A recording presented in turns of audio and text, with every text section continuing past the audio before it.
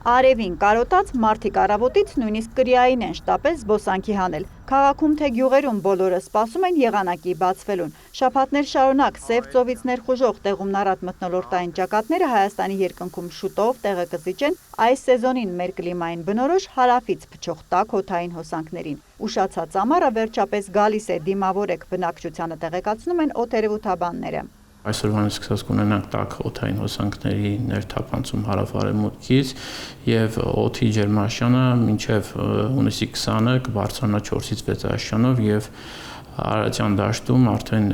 եւ Երևանում հունիսի 20-ին կունենանք 33-34 աստիճան տաքություն։ Կտրուկ տաքերի հետ կարճատև անձրև ամպրոպ կարգտի ռիսկը կպահպանվի մինչև գործող ցիկլոնն ամբողջությամբ ուժասպառ լինի։ Այն ի դեպ հասցրեց մի շարք հակառեկորդներ արձանագրել։ Այս կիրակի Վարդենից Մարտունիում մեր երկրին ոչ բնորոշ պտտահողմ գրանցվեց ավելի վաղ Ստեփանավանում աննախադեպ մեծության կարկուտ։ Գյումրիի կարկուտն առհասարակ նույնիսկ իրենց մասնագետներին է զարմացրել։ Մեր պատմության մեջ մենք չենք հիշում նման դեպ, որ գիշերային ժամին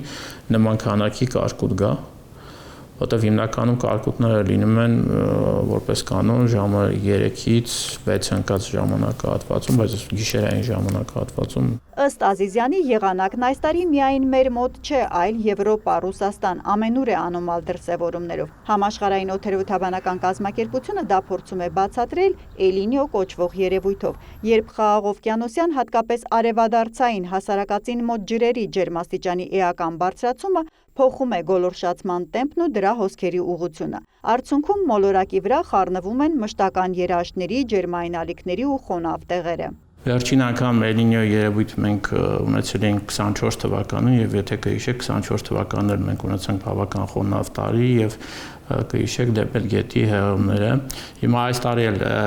80-90% հավանականությամբ արդեն իսկ դիտվում է Էլնինիոյի երևույթը եւ այն կշարունակվի ըստ համաշխարհային օդերևութաբանական կազմակերպության կանխատեսումների մինչեւ նոյեմբեր ամիս։ Այնպես որ թաց այս հունիսից հետո հավանաբար կվերանային ավելի վաղ հնչեցրած հուլիս-օգոստոսին սպասեք նորմայից 1-2 աստիճան բարձր շոքերի կանխատեսումը։ Նոր կանխատեսումների համաձայն մեր տարածաշրջանի համար նորմայի մոտ նույնիսկ բացասական շեղումով